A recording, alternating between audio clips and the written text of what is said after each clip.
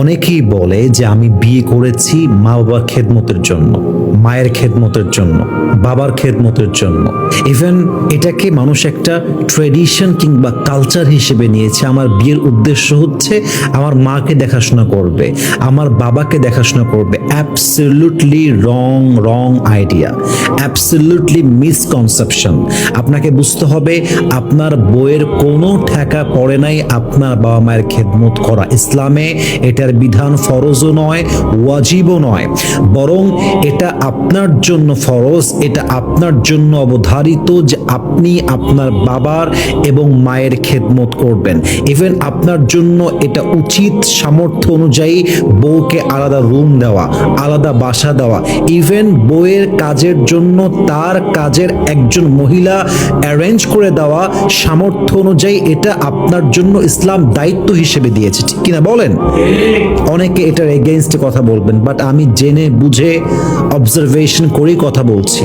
যদি আপনার আমার কথা বিশ্বাস না হয়, ইউ ক্যান অবজার্ভ ইট। আপনি অবজার্ভ করেন, আপনি পর্যবেক্ষণ করেন, আপনার বইয়ের দায়িত্ব এইটা।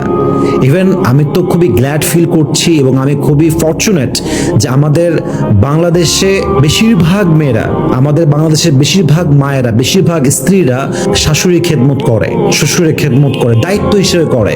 কিন্তু এটা আপনি কখনো ভাবতে পারবেন না যে এটা তার জন্য ফরজ, এটা তার জন্য ওয়াজিব না। এটা তার দায়িত্ব হিসেবে বলতে পারেন যে ঠিক আছে, তুমি যেহেতু আমার ওয়াইফ, আমার সঙ্গে আছো, বাসায় আছো, মায়ের একটু খেয়াল রেখো, ওকে। বাট বাপ মায়ের খেদমত করার জন্য আপনার ওয়াইফ বাধ্য নয়, এটা তার জন্য ওয়াজিব নয়। এটা আপনাকে আগে বুঝতে হবে। ইভেন এটা মাথায় রাখতে হবে যে আপনার বইয়ের সুবিধা অসুবিধা এটা খেয়াল রাখা as a husband, this is your responsibility, এটা আপনার দায়িত্ব। এখন বাস্তবতা হচ্ছে বউকে আমরা এখন বর্তমানে কাজের মহিলা হিসেবেই দেখি। এটা হচ্ছে চির বাস্তব কথা। বিয়ে করে নিয়ে এসে অনেক সংসারে বউ স্বামীর খেয়াল রাখছে, শ্বশুরের খেয়াল রাখছে, শাশুড়ির খেয়াল রাখতে হচ্ছে, ইভেন দেবরের খেয়াল রাখতে হচ্ছে, এট দ্য সেম টাইম ননদের খেয়াল রাখতে হবে। সবার কাজ নাকি তাকে একাই করতে হবে। আর প্রতিবাদ করবে কেমনে? একটা মেয়ে প্রতিবাদ করবে কেমন করে? প্রতিবাদ করার আগেই তালাকের হুমকি চলে আসে। একজন মেয়ে চাইলেও প্রতিবাদ করতে পারে না, বাধ্যবাধকতা, পরিস্থিতি, অপারগতার শিকার সে। আপনাকে কে বলেছে যে ওয়াইফ হচ্ছে কাজের মহিলা? আপনাকে কে কনসেপ্ট দিয়েছে? আপনি বলেন যে ইসলামের অমুক জায়গায় আছে বউকে বিয়ে করবেন জাস্ট বাপ মার খেদমতের জন্য। আপনি আমাকে দেখান না কোথায় আছে কথাটা। বরং তাকে বিয়ে করে আপনি একটা সেফটি লাইফ ইনশিওর করবেন, একটা পিসফুল লাইফ ইনশিওর করবেন। যদি আপনি তাকে বিয়ে করে নিয়ে এসে তার জীবনটা আগের চাইতে আরো বেশি জাহান্নাম হয়ে যায়, তবে তার বিয়ে করার দরকারটা কি? বাপের বাসায় সে ভালো ছিল, কি দরকার ছিল তার বিয়ে করার এই জাহান্নামে আসার জন্য? প্রিয় ভাইয়ের আমার, অতএব মাথায় রাখতে হবে ওয়াইফ আব্বা আমার খেদমত করবে, এটাকে আমি এটার এগেইনস্ট না, এটা উচিত, করবে, দেখবে। এটাই মানবতা, এটাই সিস্টেম, এটা সামাজিকতা, এটা ভালোবাসা, এটা আন্তরিকতা, এটা দায়িত্ব। কিন্তু এর মানে এটা নয় যে আপনার ওয়াইফ বাধ্য। এর মানে এটা নয় যে আপনি আপনার ওয়াইফকে পুশ করবেন, ফোর্স করবেন, বাধ্য করবেন। ইসলাম এটা কখনো অ্যালাউ করে না। আর আরেকটা বিষয় হচ্ছে, ঠিক আছে, বউকে যদি ভালোবাসতো, বউয়ের হক আদায় করত, বউয়ের যত্ন করত, বউ তো সবার খেদমত করতে রাজি। বাংলাদেশের মেয়েরা যারা আসলে ভালো বংশের মেয়ে, তারা সব করতে রাজি, বাট তারা যত্ন চায়, ভালোবাসা চায়, গুরুত্ব চায়।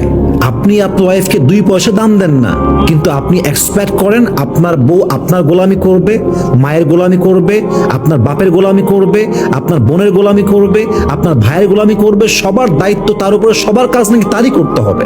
দেখেন, আপনার বউ আনুগত্যশীল হবে, এটা আমি নিজেও বলি। ইভেন আনুগত্যশীল না হলে টিকবেন না, এটা আমি নিজে আমার ওয়াজে বলি।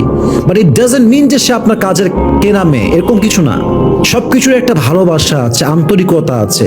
বউকে দাম দেন না 2 পয়সা, আর কাজ করেন আপনি মিয়া কয়েক হাজার টাকার, তাহলে হইল এইটা? বউকে ভালোবাসতে হবে, তার রেসপেক্ট তাকে দিতে হবে।